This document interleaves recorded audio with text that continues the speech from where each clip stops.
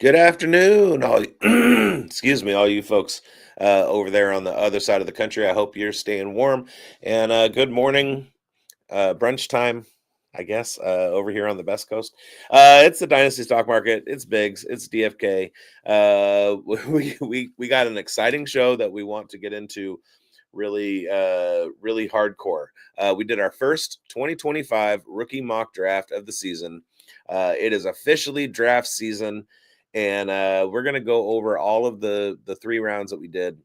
We did 4 rounds, and to be perfectly honest, I failed to see that it was a 1.75 PPR or a tight Tight end end, premium, yeah. and so I went with my draft strategy was a little bit different than everybody else's. I feel like everybody else was drafting for who they thought the best player at that spot was. I was drafting for give me 3 guys that I'm going to talk about. Um, Yeah, I love it. and I love it. so my my picks were content driven. Yeah, at least one of them made the thumbnail. I don't know how the guy from UC Davis made it over Trey Harris. You're wanting, but I'm not going to spoil it. Lan Larison is my avatar. He is my he's my good luck charm. He's the guy that I'm I'm gonna be like just like pushing this entire draft season until he finds himself on a team. I had a fantastic interview with him last week. Talked to him for about an hour, got deep into his career in the FCS and also his pre-draft prep. He was he was on the watch list for Senior Bowl and the Shrine Bowl and got hurt in the last game in the FCS playoffs. And so he couldn't go to either one. I was hoping to see him down at the Senior Bowl, but he's not going to be there. But and then the interview was inadvertently deleted. Sorry to hear that, man. No, and so I'm reaching out to him, trying to get him back and do it again because he was just, I mean, he's a kid from small town Idaho that went to like an FCS school and turned in like some of the greatest stats that I've ever seen, and I got to watch him do it in my hometown, and it was pretty great. So he's very humble and very laid back. It was pretty cool. But you have some interesting stuff that you wanted to share with everybody. Yeah, man. So on our Christmas special show that we did, we got into a little side tangent about shoe game.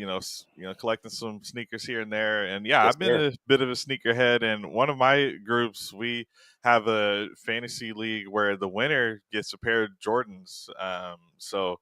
There's no second place. It's just if you're first, you're last. You get some shoes or you don't. And I just won back-to-back years, which happens to be my 3rd year winning. So I'm gonna show you my first trophy here. This was from a few years back. This is the Jordan Adapt 11s. So they are the self-lacing shoes, which have now been discontinued, unfortunately. So now I don't get any more service on them. So kind of a waste, sadly. But this is my year 2, the Jordan 1 Pinnacles with the 24 karat gold plating on everywhere. So I feel like the kids would say those are clean AF.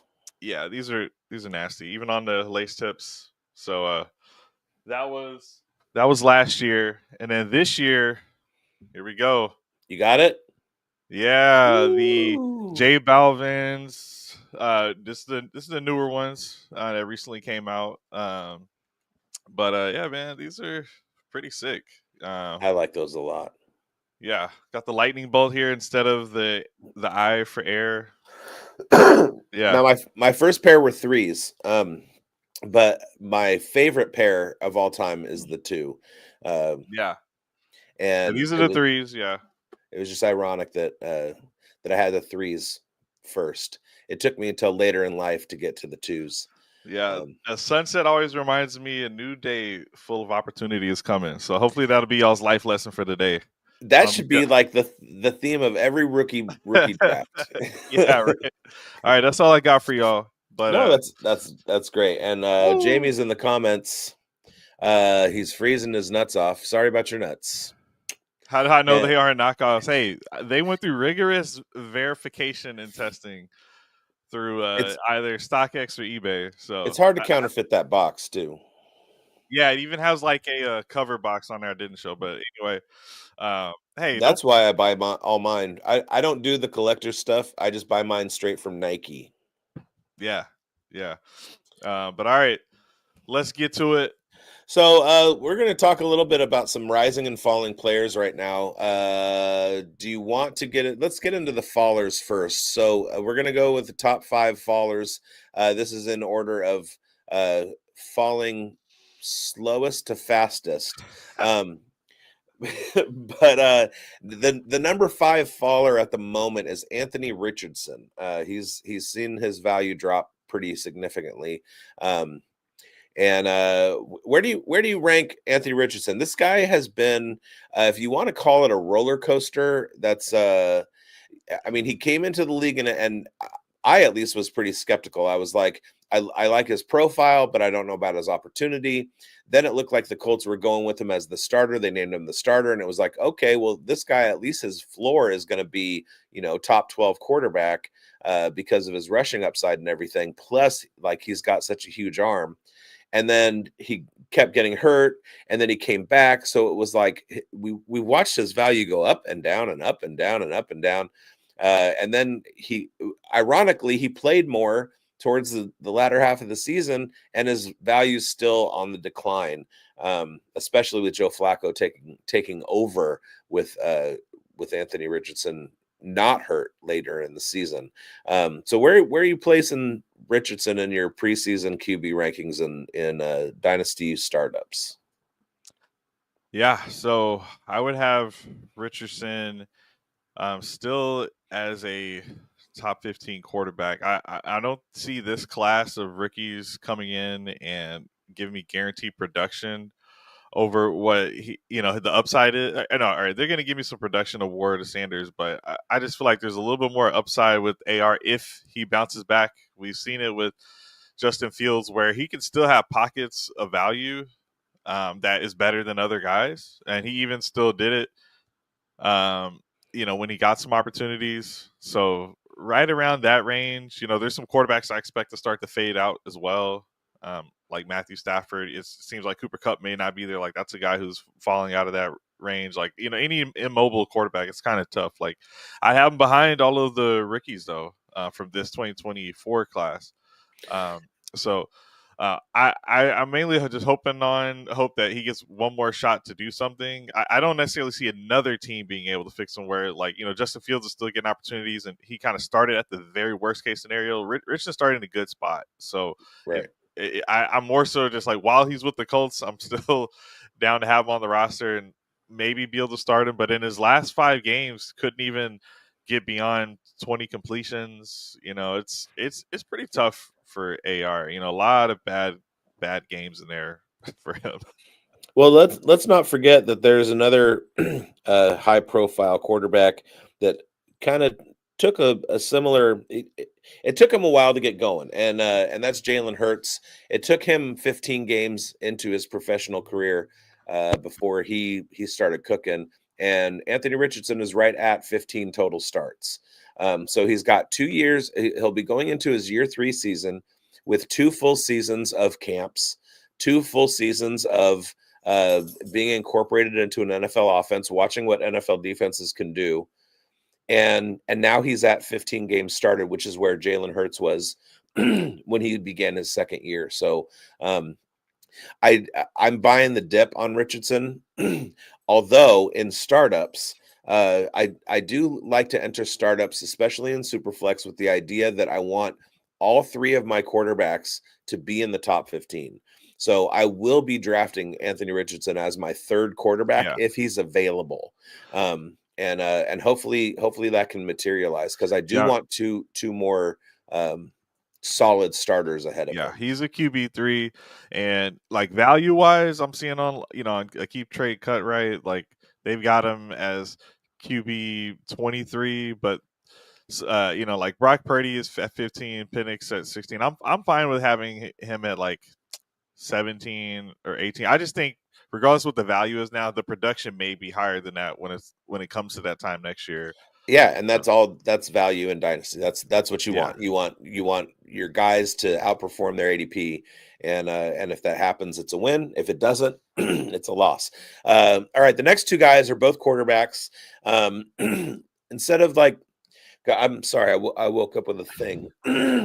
Instead of going through and going through these individually, I'll just give you the next two, and then you rank them with Anthony Richardson. So the next one, fourth highest faller is Jordan Love. Rank those three. I'll take Kyler, Love, then AR. Historically, Kyler is just one of the top players in fantasy and production. Yeah, he had a rookie wide receiver as his lead guy. Well, it was the tight end.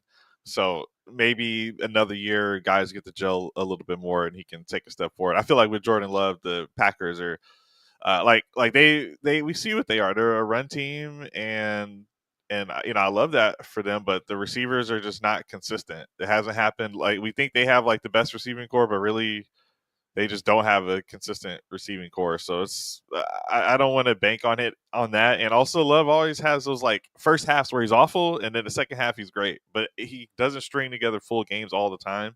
So it's like, sure, he has some high scoring games, but I don't know. I think Murray can get back to that high upside a lot more consistently. Yeah, I think a lot of it has to do with the health of Trey McBride, because he seems to be the only guy that Murray can consistently get the ball to. Get him more touchdowns next season. All right, number two faller is Tank Dell. Just real quickly on him, because he suffered a catastrophic injury. They don't have a timeline on when he's going to be back, if he's going to be back at all in 2025. Are you buying him and stashing him, or are you just kind of like ambivalent? No, I was actually trading him at the end of the season. And we were just talking about Packers, but I traded him to get Josh Jacobs, and like a second and Tank Dell to get Josh Jacobs right before the injury.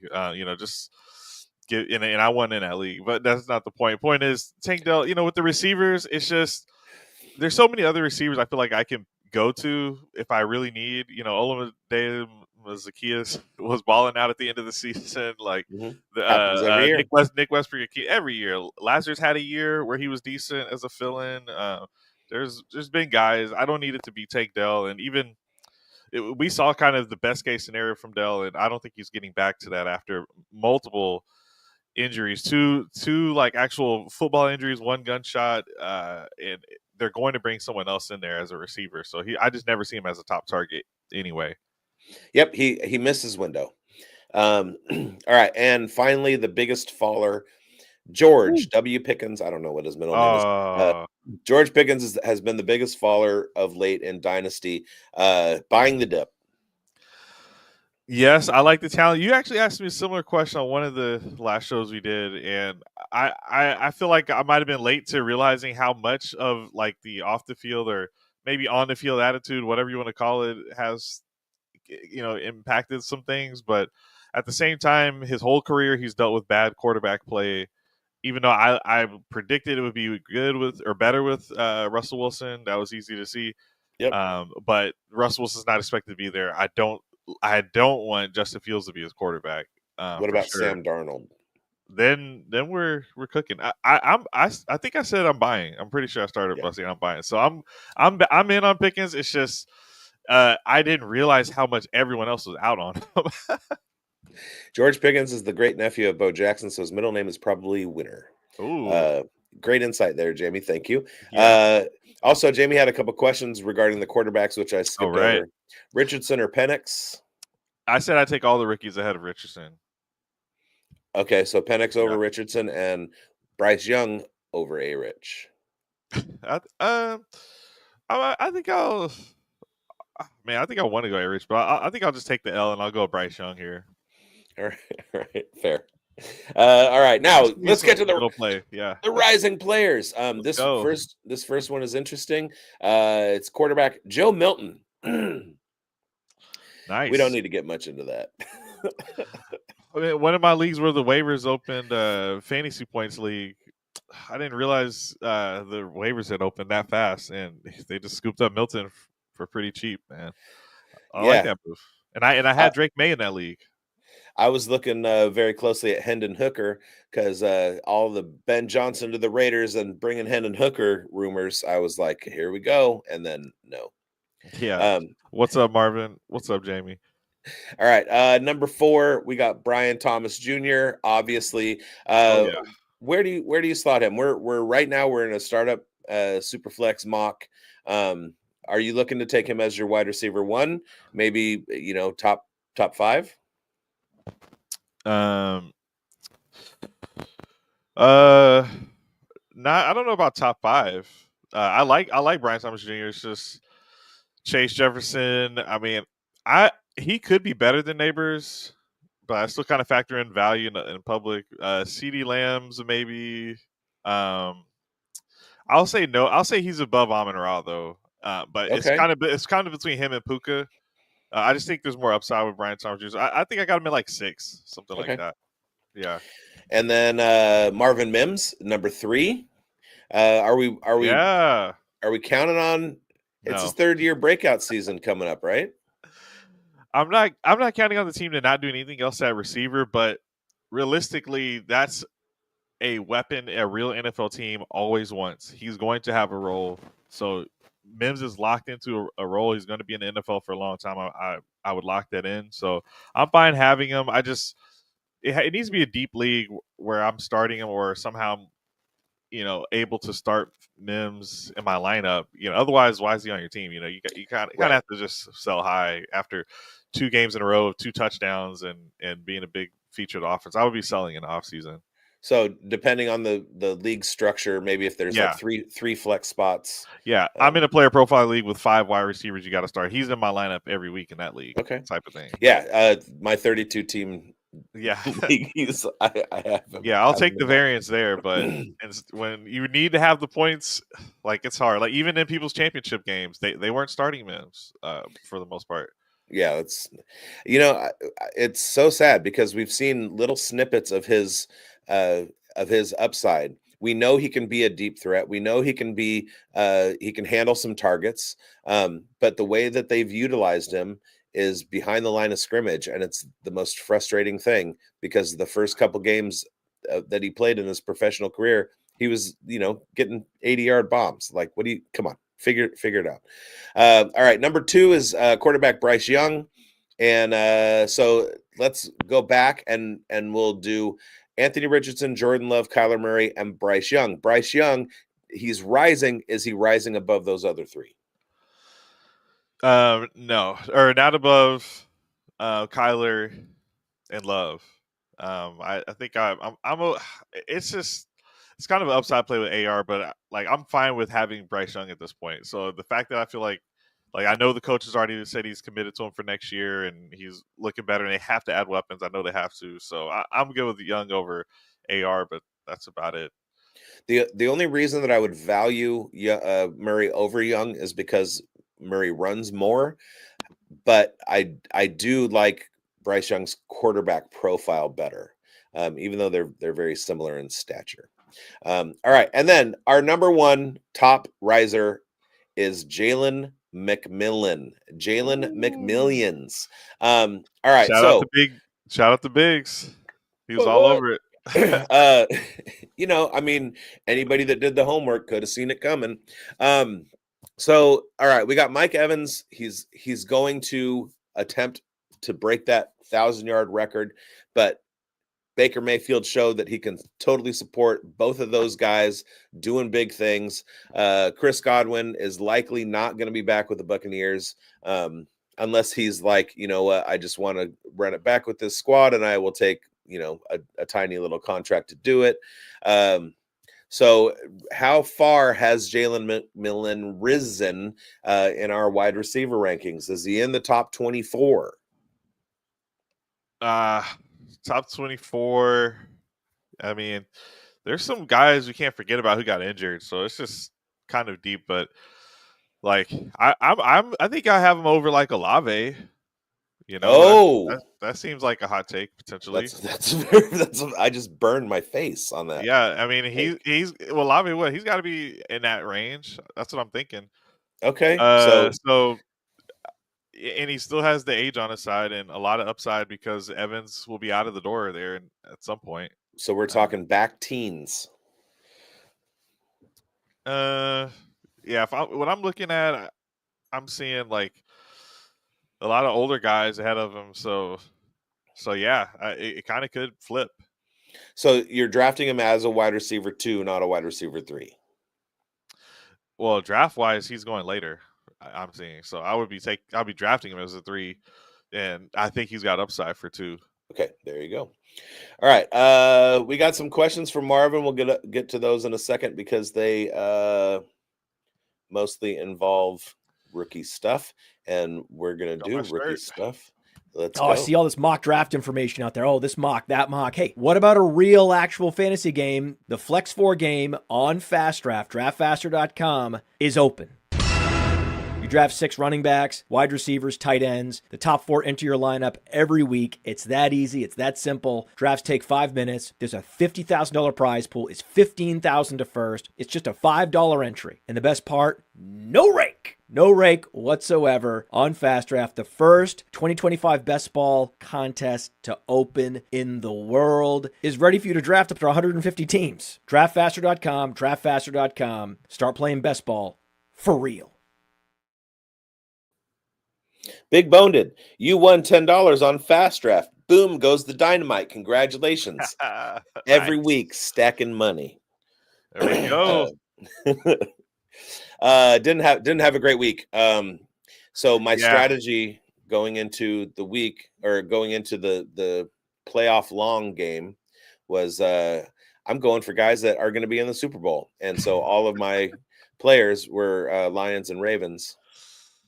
Yeah, that's rough. Would have been nice if I had somehow picked Brian Robinson or just like, I don't know, like maybe even Terry McLaurin if he has a big game coming up. But it's just Commanders. Yeah. Shout out to the Commanders. That's a huge upset. Bills, that's not as crazy, but I think I only got Khalil Shakir in one of my lineups. And I have James Cook, I'm thinking 2 maybe. I didn't see the Ravens crap in the bed that bad, but all right. Now Marvin wants to know: do you all think Tennessee trades back? I thought the pick to the Raiders pick up first. Tennessee hopes to get Arch next year. Think Tennessee wants to trade. All right, you got this. I don't think so. I think they go Cam Ward. Yeah. And I think they make Chev very, very happy. Yeah, they should. His next question is also Will Levis a buy low, and that's a no. No. So I broke down Will Levis before the season started, and looking and judging from his 2024 performance, it's exactly the same. His upside, his absolute ceiling is QB 20.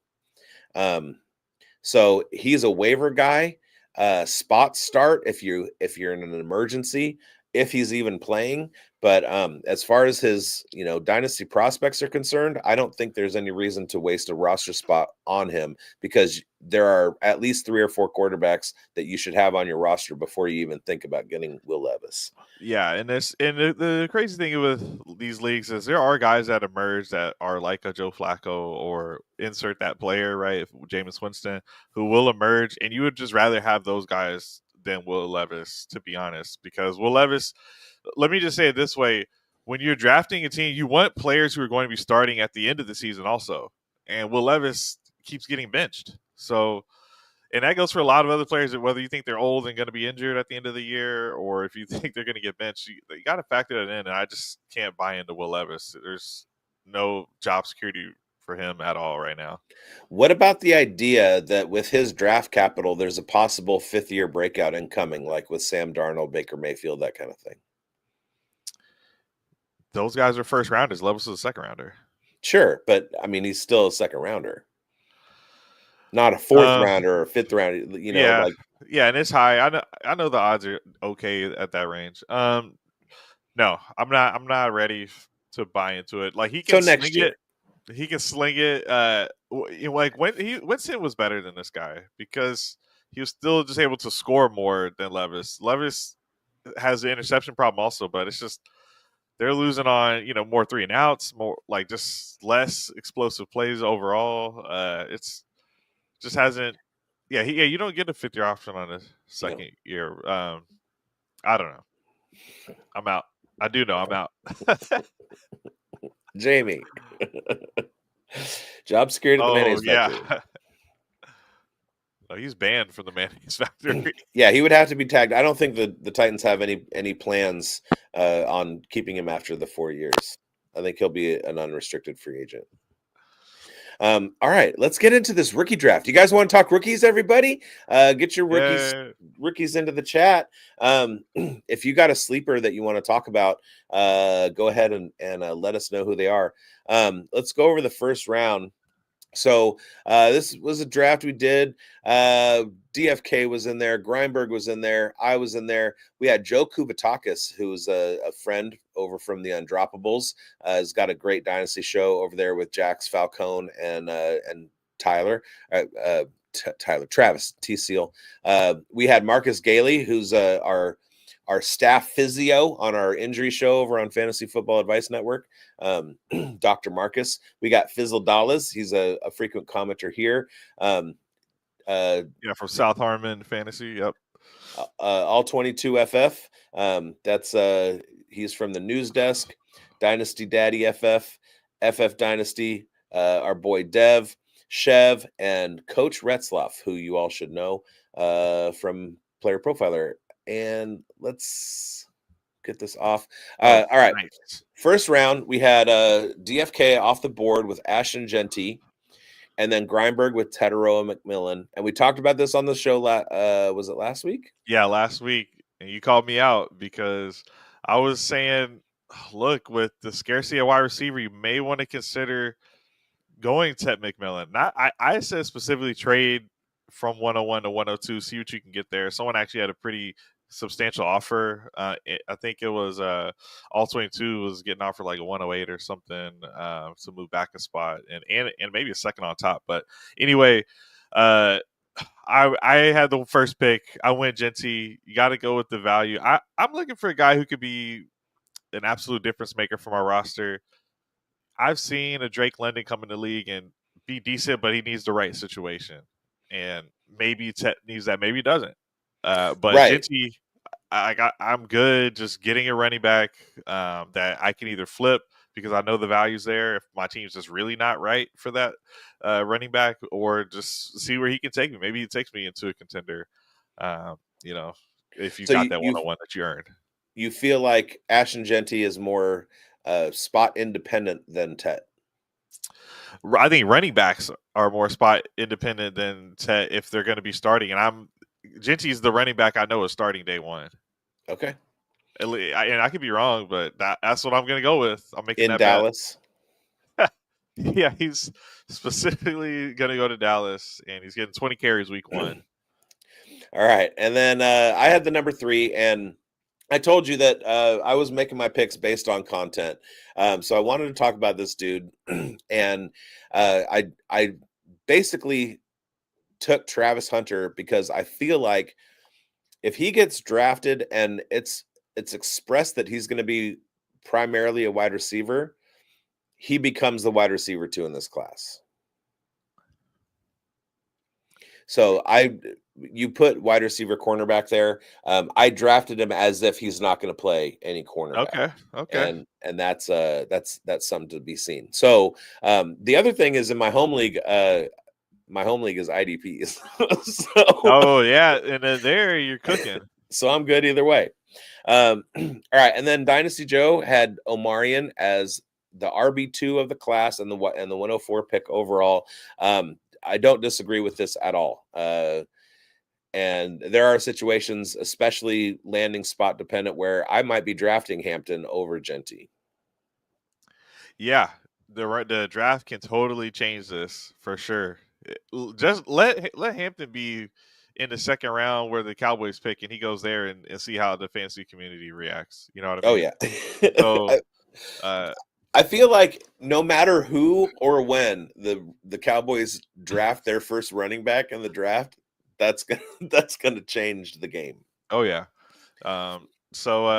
Yeah, I totally get that pick. And then Burden at the Marcus 105. taking Burden. Where do you have him ranked among your wide receivers in this rookie class? Yeah, so for me, I have Ibuka ahead of Burden. Me too. I'm gonna just still let the final landing spot kind of weigh a little bit, but I just feel good about a Emeka Ibuka. Been watching him for a while, and I don't factor in the national championship game, but congrats to those guys for staying in college. It hurts your profile in theory to stay in college, right? To be a senior, but he gets it done. And this is totally era of football anyway, so F that. But anyway, I got Emeka over Burden. I didn't film on both those guys. I thought both look good. Burden can be explosive, but just the team was so bad with the quarterback play. I think he's started the year on his second quarterback, basically.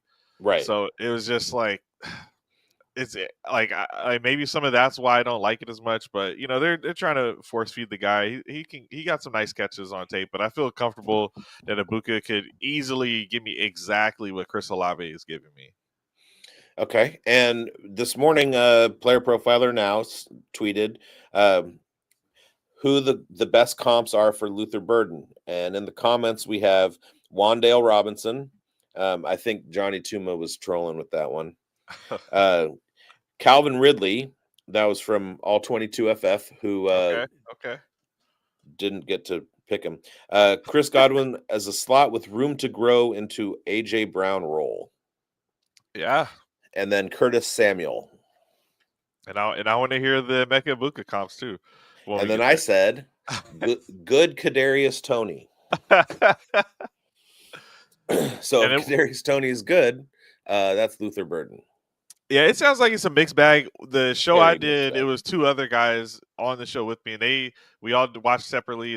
We kind of had similar vibes, but that was kind of lens for NFL and how they're gonna do there. For fantasy, I still like the PPR aspect of Emeka more. That's why I like Emeka a little bit more. Sure, I think that that one of the comps that we might be hearing over the course of draft season is going to be Luther Burden, Xavier Legette floor, Deebo Samuel ceiling. There you go. Oh, and hey, also too chimed in. I was trying to say what the offer was for 101. He said he got the 102, 108, and Antonio Gibson. So pretend Gibson's like a random third or whatever, but because nobody likes Gibson. But ceiling Ridley. Now, is that ceiling pre-gambling bust Ridley or or ceiling Ridley now? Also, Hunter seems high with the possibility of playing more cornerback. If he is definitely a wide receiver, then I might want him over Tet. I don't know about that, but I'm willing to listen, Jamie. No, Travis Hunter's got a lot of good speed too, so it's and hands. Like he is a good receiver. What about Randall Cobb or Percy Harvin for Burden? I like those too. I think I feel like Percy Harvin was slider built, but I can't be. Yeah, Harvey was. Yeah, he was thick. Yeah, and fast as hell. Could never stay healthy. Yeah, that was. But oh man, it was so good when I had him in my lineup. And he did go off. And he says the Atlanta Ridley. Yeah, that's what Will Levis does to you. Are we trying to trade Kyren 102, 103 to replace the running back? Man, we're talking about rookies now. I'm kidding. I've always been trying to trade Kyren. Yeah, I would. Yeah, this class overall, we can look at it right here. You're already picking a defensive player at the 103, so I'm just like, but that's why people are asking. Where is the tier break? Like, let me ask you, how do you feel so far? Have we hit a tier break yet? I feel like we have not.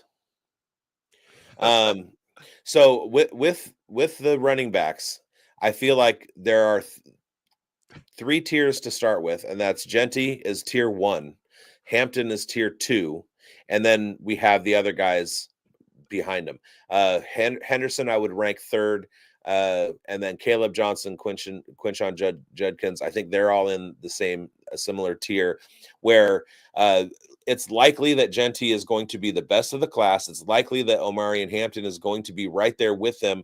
And it's likely that those two are going to have starting jobs on day one.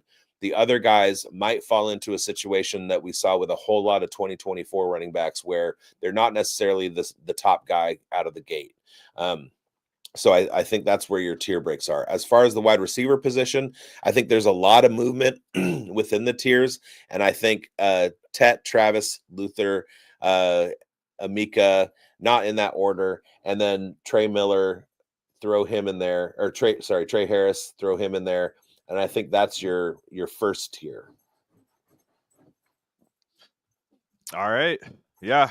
Because he's talking about trying to, trade Kyron to get in there. Yeah. I mean, there's some vets that you might prefer, though, still. But we can keep it moving. I would just say that it's realistic that in the top 5, I'm interested in trying to go out and get some bets if I can. Like, I don't know where you would have like a Barkley in here, but he's easily a top 5 rookie pick. Well, that's a different kind of draft. We're just talking about rookies right now. And Marvin, I hope you heard me. I said, A, I did it for content. I did it for the meme. And B, I did it thinking that's if he's going to be a wide receiver only. Right. Also, and Baldwin or Edelman for Egbuka. I want to ask is that a comp? Because I don't think Baldwin's in the league if you're trying to trade. No, you're hilarious. No, I don't know. It's hard to give that comp to Egbuka because I think he does more on the outside than those two guys. Comps, boom. I knew that. All right, so we had our first QB off the board with Shedeur Sanders. Interesting that Fizzle Dollars went to Shedeur and not Cam Ward. So what's really, really driving me crazy this offseason is, and I say offseason because I'm a Raiders fan. If I was an Eagles fan, I wouldn't be saying offseason. But people keep mocking Shedeur Sanders to the Raiders, and I hate it so much. Is this the idea that Shedeur goes to Vegas and starts? Is that why he's at 106, or what's the deal with this? Because we're not going to know. Like, as much as everyone wants to say now it's flipped to Cam Ward after maybe like 6 months ago, Shedeur is the number 1 guy. Like, who knows what happens? So that maybe that's the guy. To be honest, this was happening like when he's a Cowboys guy, and there was some buzz about like Deion Sanders. Like, maybe it's the whole Sanders vibes are in his mind right now. But please just take him away from my Raider. All right. And then we got Cam Ward at the 107. That's a good pick. I like it. Oh yeah. I mean, and at 107, getting a quarterback. I mean, it technically did happen last year, but it's totally different when it's your potential QB1 off the board at 107. So, yeah. You really can't go wrong with those picks. I think either one of those 2 picks, you're feeling pretty safe that your first round pick, you got a little bit of a window to make some moves. And Jamie, I was taking him at 104. So that's 106, 107, 108. It's a little late for Jane Daniels. All 22 hates Cam Ward, apparently. He said he would have traded back if he could. Aw. Cam Ward shade. All right. Caleb Johnson, RB3 off the board and taken at the 108. I feel like that's an overdraft. I like him a lot, but there are still a couple of running backs that I would draft over him. Yeah, I mean, it's still early, so either way, right now it's kind of pick your poison. I'm fine in regardless taking a running back, but this next pick, like just with the format 1.75 TD premium, it's still hard to pass on. Absolutely. Tyler Warren. Marvin, no. All right. Tyler Warren at the 109. Love the pick. He is my badge of honor in this preseason. I traded James Conner for Warren and Ibuka. Nice. James Conner and Warren for Ibuka. Yeah, perfect. And I love Warren's upside. Although there are some people who are saying that he's not even the tight end one in this class, but that remains to be seen.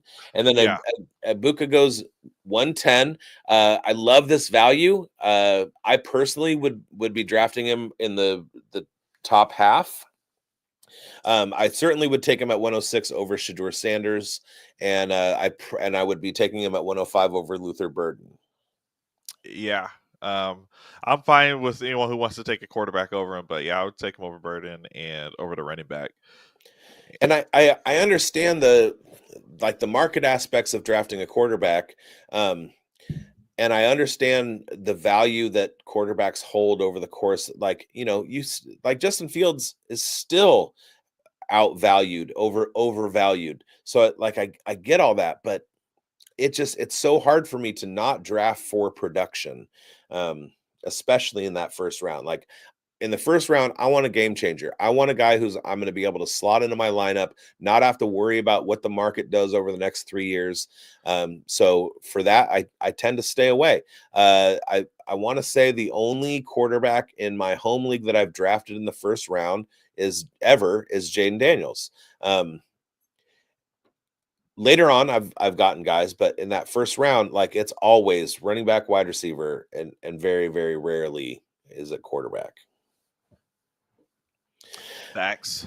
And then Quinshon Judkins, he's the first Ohio State wide receiver or running back off the board. Though?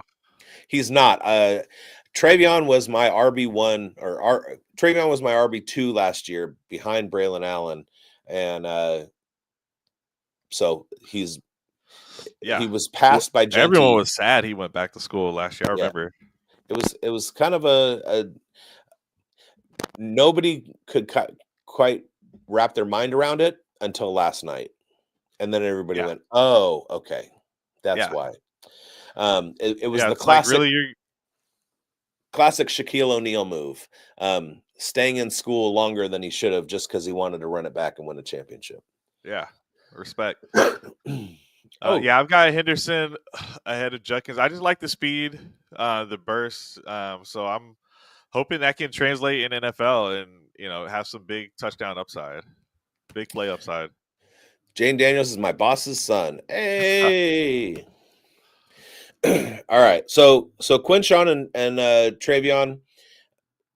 I mean, what are you doing with that? Who are you going for? Well, hold on.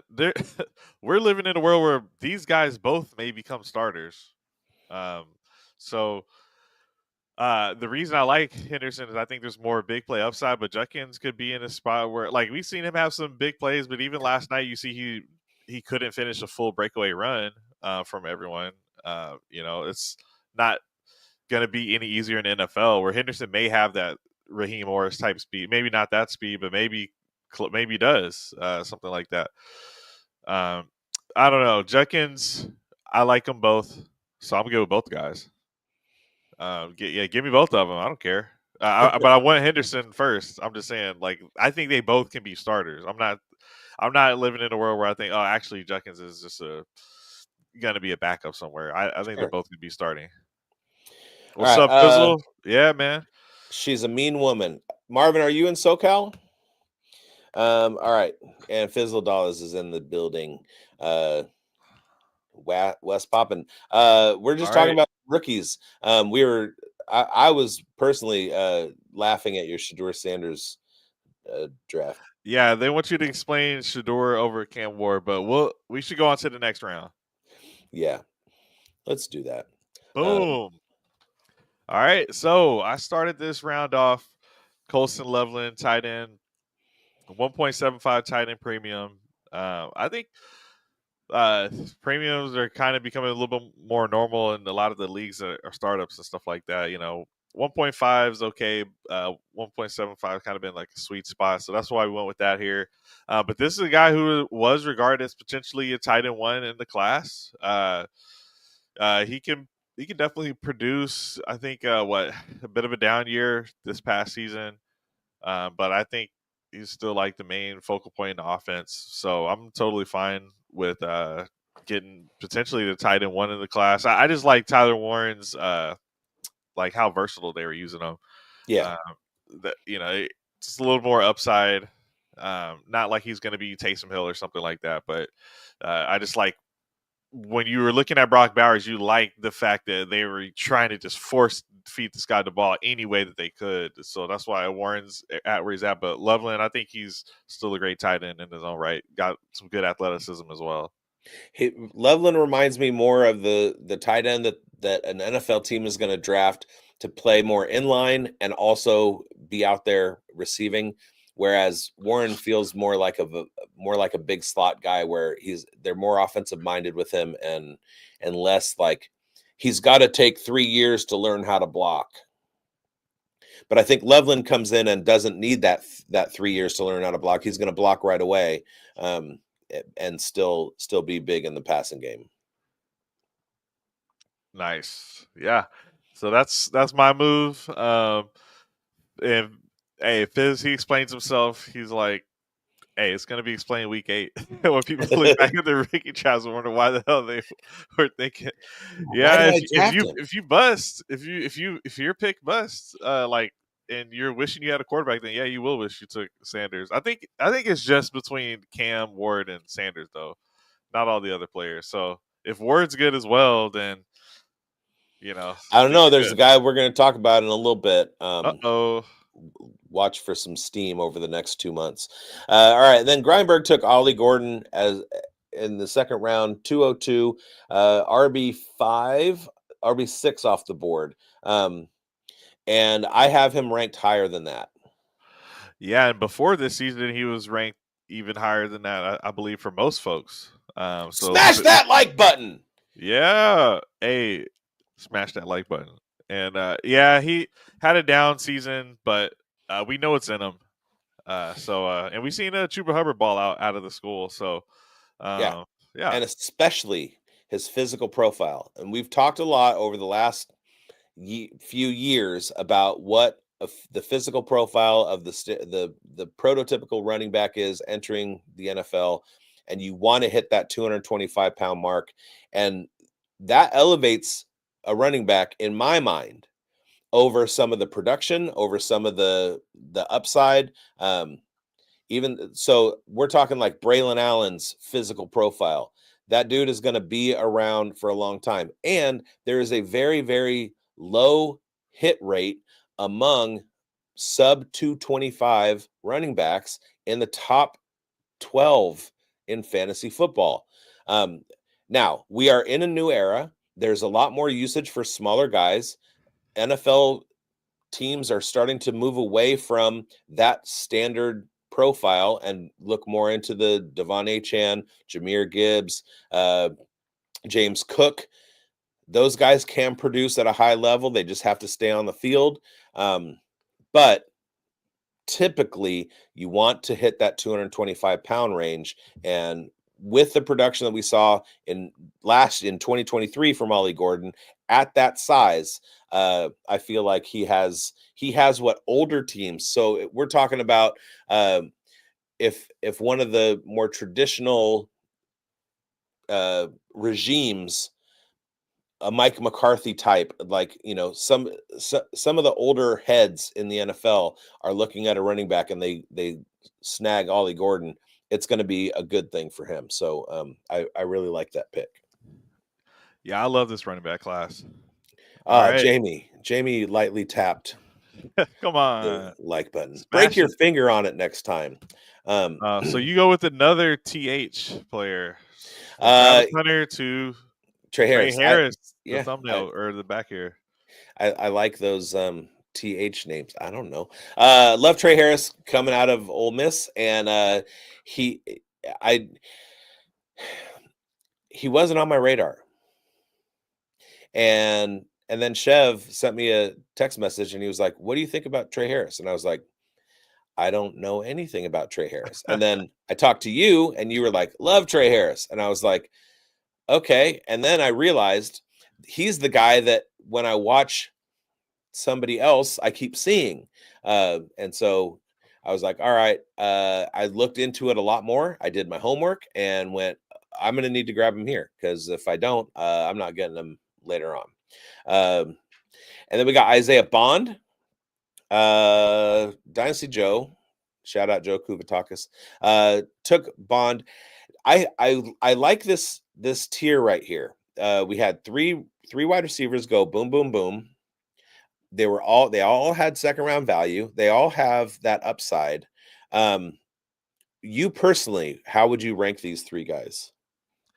I'm taking Trey Harris 1. He had the highest PFF grade, and I already really like him. I'm already flag planning Trey Harris as one of my guys for this next rookie class. And maybe quantify that as I'll put him at receiver 4, just behind a Mecca and Burden. But anyway, and then I'm going Bond just for the speed. Still think he's got some route running ability. He was listening to Cody Carpentier. He works with Player Profiler, but also at UT Orange Blood's website. And he's locked in on those guys. And I mean, I watch them all the time. And I think I'm still deciding between him and Golden for what it's worth, but I like the traits that Isaiah Bond has. And what do you think about him comped as another Xavier Worthy? The speed's close. It's not going to be that close, just because he broke the record. But Worthy definitely did have. I felt like, I'm trying not to say polished, but I feel like he could run routes and was more than just a speed guy. This is all documented before the draft or before anything. Like, that's how I felt about the guy. And Bond, with the transfer, I just feel like he didn't play enough this past season. I don't know, if it was the injuries or what. The wide receiver room for Texas was kind of shaky, so I didn't like that he couldn't be the number 1 for us. So that's why I'm a little nervous. He just couldn't deliver for us. But overall, I'm taking him over Alec Manor, who I just don't like the stats as much or profile. Let's talk about Alec Manor for a second, because number 1, he has the weirdest name in the entire draft. It does not roll off the tongue. I've never heard the name Alec before, and Manor is just like that O syllable in the middle, just like it totally screws up my mouth. Alec Manor from Stanford. Now, Stanford does not get a lot of eyes on them. College football is definitely East Coast bias, and I don't mean that in I'm not whining about it. I'm saying because a lot of games happen late, a lot of people on the mid to east side of the United States don't really pay attention to football that happens on the West Coast.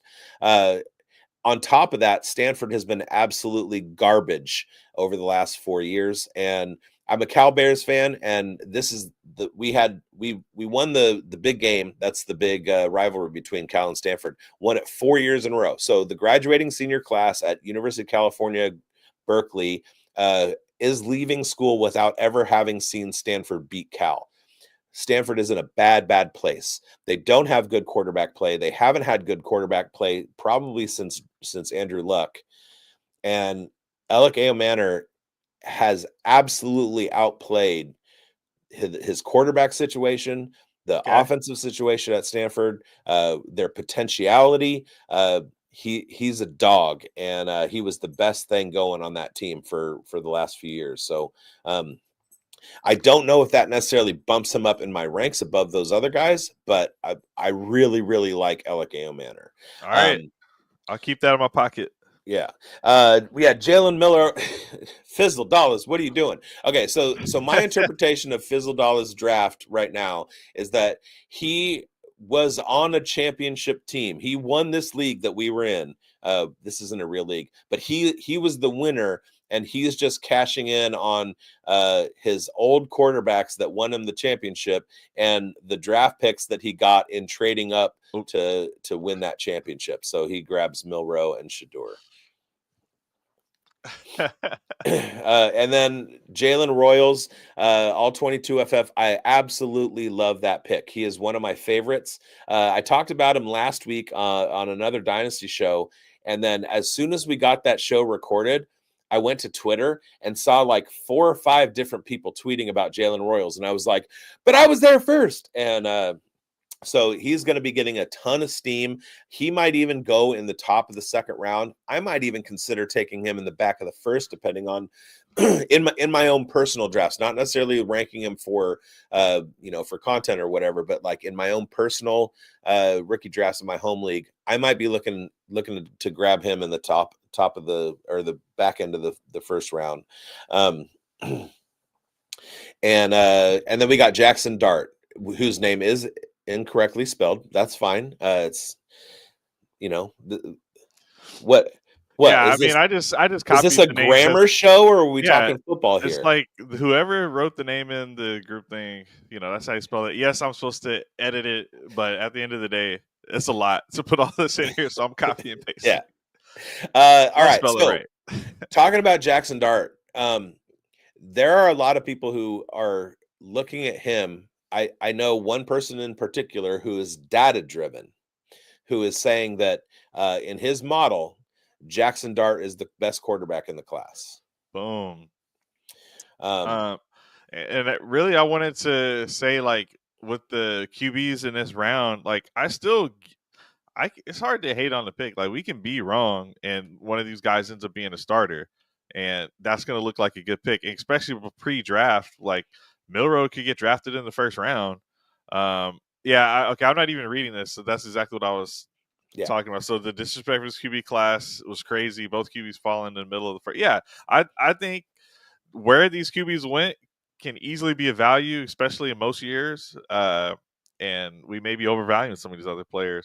But in the second round, if Milroe's a first round, one of the guys I was trying to save until later was Quinn Ewers, who I have lost faith in. But he, statistically, historically, if you have the top, 24/7 sports grade or high school grade going into college, then you're going to have a chance to produce in the NFL. So Ewers has a better chance statistically than Milroe and Jackson Dart to actually be good, and he didn't even get drafted here. There's a 25% hit rate for 5-star ESPN and 24/7, or sorry, 5-star prospects from 24/7 and Rivals, and Quinn Ewers is the only quarterback in this draft that had a 5-star rating. Also, it's January. We know nothing. We know something. All right. I personally love Jackson Dart. My son and I talk Raiders football back and forth in our text messages all the time, and he has bounced from Shador to Cam because he's getting the scuttlebutt. He's seeing what's being talked about and stuff like that. And so like he's kind of plugged in that way. I'm like doing research and watching. I watch games. I look at stats. I look at analytics. And so this whole like last few months, it's been him talking about Shador, him talking about Cam, and me going, no. As far as the Raiders are concerned, get somebody who's a better team helper in the first round, especially with the 6th pick, or 7th pick, whatever, sixth pick, and grab like an offensive lineman or something like that, and then take Jackson Dart in the 2nd round. And slowly over time, and then especially when he put 400 yards on and 4 touchdowns on Duke in the bowl game, my son was like, yeah, okay. I see it. He has rushing upside. He's got a big arm. His footwork needs some development. His accuracy is pretty good. He's a good quarterback, and he has an NFL style that some quarterbacks coach, some offensive coordinators really, really going to like him. And so I like him a lot. Yeah. All right. Devin Neal comes off the board next. I want to say that, yeah, he is super, super fun to watch for Kansas, even though they're pretty bad. And then this guy, great value for Dev at the 210. Great Harold stats. Jr. I feel like the last 3 tight end classes have kind of been very, very similar as far as you have 3 tight ends at the top and their value kind of like goes back and forth. Less so last year with Brock Bowers, but the year previous to that, when we had Sam Laporta and Dalton Kincaid and Michael Mayer, this class reminds me a lot of that with Loveland and Fannin and and Warren. So I feel like any of the 3 of them can be the tight end one of this class. Any of the 3 of them can drop a little bit. There's another name that we didn't get into, and he would have been my pick in the 4th round. We did do a 4th round. He would have been my pick in the 4th round if I had known it was a tight end premium. And I'll talk about him in a second. And then Matthew Golden, like him a lot. I wouldn't be mad if he and Bond flipped spots. Yeah. And then DJ Giddens rounds out the round. Stop it. I'll talk about him later, Dustin. Stop it. And also, you want to talk about spelling wrong? That's spelled wrong too. Oh, all right. He said it wasn't him, but yeah. All right, next round. Let's roll. Yeah, and I don't know a lot about Giddens, but there are a couple running out backs of Oregon, and I mean that quarterback had like the most wins. Like it was a good team overall. Also, so yeah. Anyway, all right. Talk to us about Dylan Sampson. And maybe you learned something from Bucky Irving, Gatson, while he was there. Anyway, Sampson, Tennessee running back. Mm-hmm. Yeah, I've got a Tennessee running back that I love named Alvin Kamara. I would love it if this guy was that. He's not going to be Kamara, but I do like his overall production. And I felt like even though I went tight end in the last round, I wasn't ready to go to receiver at this range. I just didn't feel confident in some of the guys. There's one like maybe, but last year, like when I first started my channel, my only advice was like, man, just take some running backs in the 3rd round. So for me, this was the top guy I had. I did consider Woody Marks and Scatterboo, but Sampson, I've already liked him for a while. I think he's got some pretty good production overall. So yeah, I think he's going to be in line for starting role, like maybe year 2. But could definitely fit in as a nice 2 to somebody's 1 in that first year for him. So if I was drafting and Sampson was on the board and I offered you my pick for your Jalen Wright. Yeah. So Jalen Wright, what would you do? Jalen Wright has a chance to be Mostert, and I like the speed for Jalen Wright. Both out of Tennessee, right? Yeah. So, I love the question. I think I'm sticking with Jalen Wright though. Okay. I don't know. It's fair. tough, but because there's the H-N in his way, and Sampson could go anywhere. And I don't know if he's in his way. We look at the usage in Miami, and I don't know if with that running back room you can say in the way. I think there's room for both of them. Yeah, if there was room for Mostert, the year before, then there's definitely room for Wright. And I just think we might be closer to Wright starting. As much as I might like any of these rookies, I can see the window for Wright coming very soon. And just in general, backs of a Chan size don't always stay healthy. That's just how it goes. Yep. And then Greinberg took Torrey Horton out of Colorado State at the 302, and I don't hate that pick. I did write up Torrey Horton before 2023 as a value play in Devy drafts. Another team. No. Other team.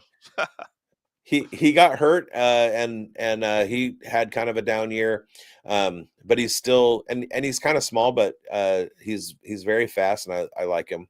And then with the 303 again, this is for content. I wanted to talk about my guy Lan Larison. He's an FCS running back.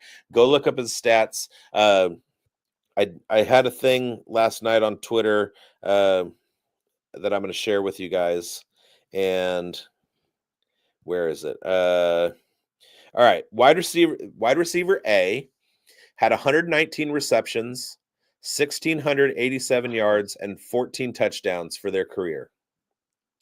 Wide receiver B had 126 receptions, so a few more catches, 1,627 yards, so about 60 yards fewer, and 11 touchdowns, so 3 fewer touchdowns. Wide receiver A was Ladd McConkey. Wide receiver B was not a wide receiver. He was a running back named Lan Larison. Yeah, the next CMC or something. I don't know. He also had 3,627 career rushing yards. He had 18 career. Ladd had 18 career touchdowns. Lan Larison had 52 from scrimmage. Yeah, that's crazy, man. More career receptions and receiving yards than Ladd McConkey for a running back. Not receiving yards, but more receptions. And so again, FCS school, but he's like 6 feet, 210. Like he hurdles players. He makes one-handed catches. Like he has breakout speed.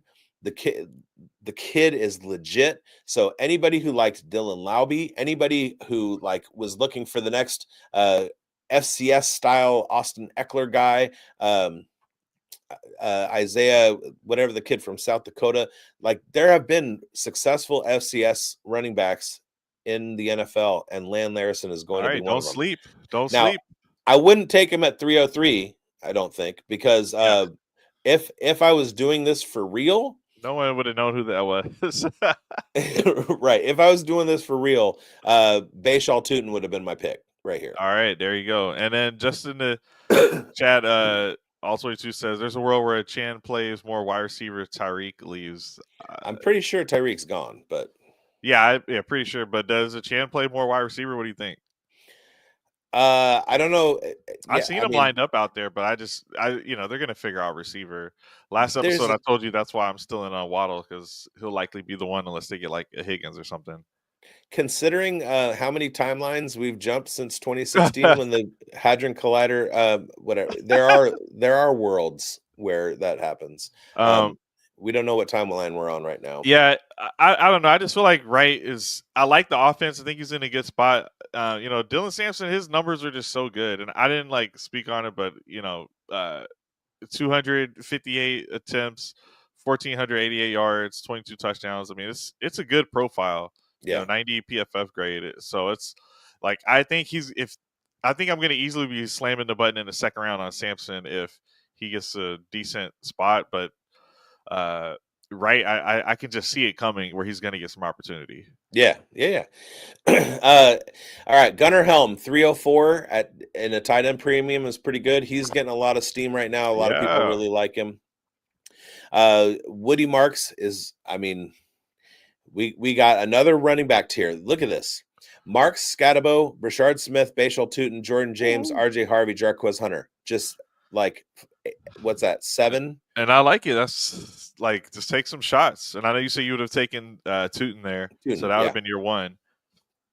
Tootin is, I think, the fastest of them, and he's big, and I like him. Yeah, I feel like Restrepo might have been one of the potential steals in the draft. I just still have some trouble sometimes just with the receivers, because it's just like, when am I starting these guys? It just sometimes gets like that, but I do like them. We've seen him a lot with Cam Ward. He can play. I would have taken Restrepo over Horton here. Yeah, me too. And Brashard is my guy for me. Yeah, like that, and that's kind of what we're doing. All right, it was a good draft. You want to throw that last slide up there so people can? There you go. Look at it in detail, and then Ravens show, yo. I'll just read it. Starting a 10-team dynasty for me and the fellas, it's 10-team full PPR dynasty superflex, 6-point touchdowns, half tight end premium, 1 quarterback, 2 running back, 3 wide receiver, 1 tight end, 2 flex, and 1 super flex to start, 4 taxi slots. How many bench spots should I have? 8. Boom. All right. And no position limits.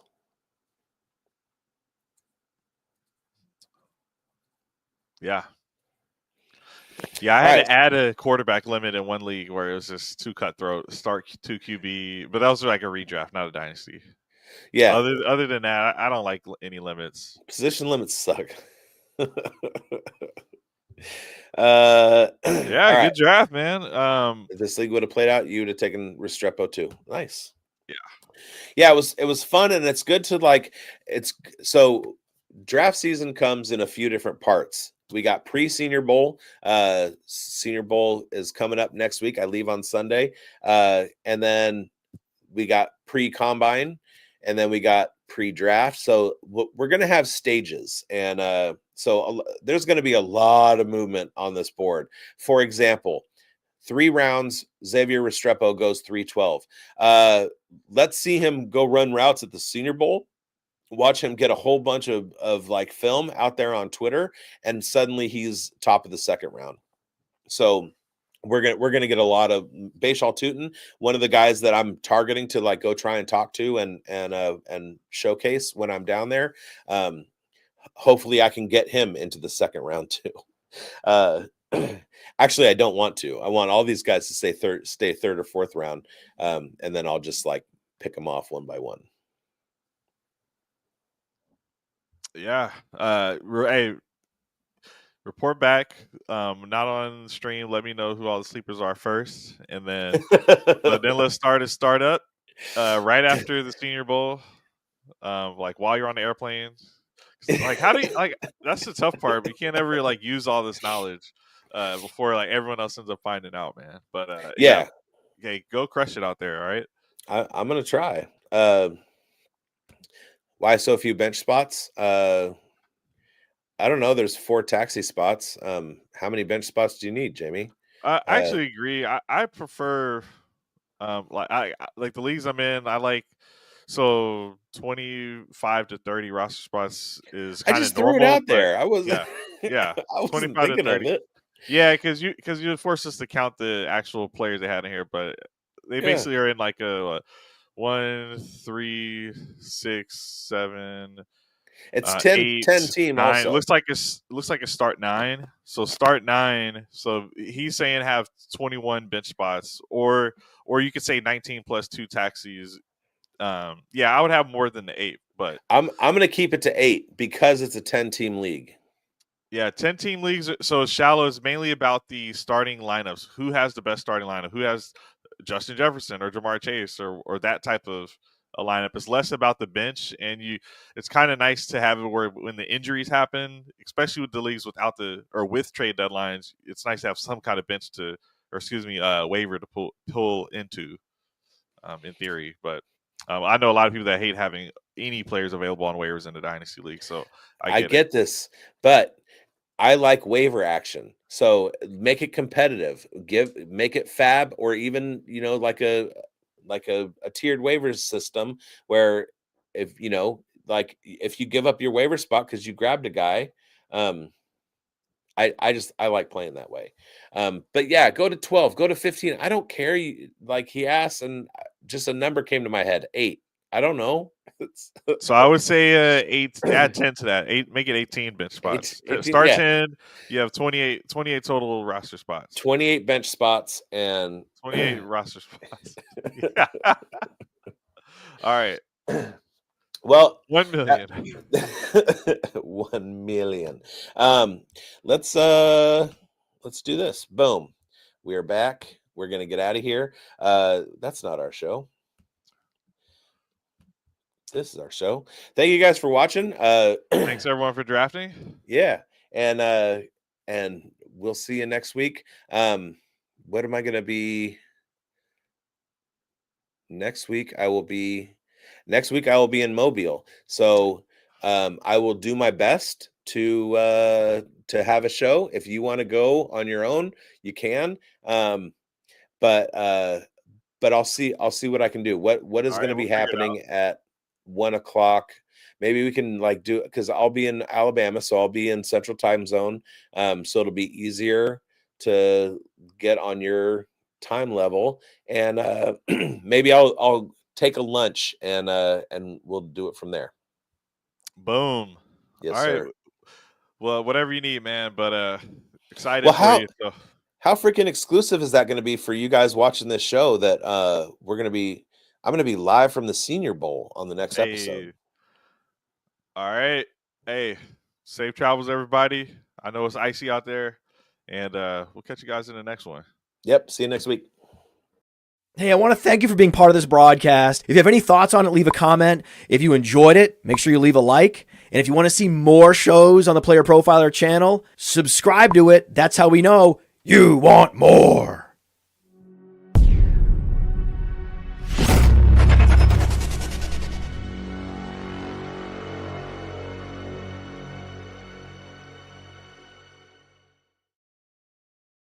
Yeah.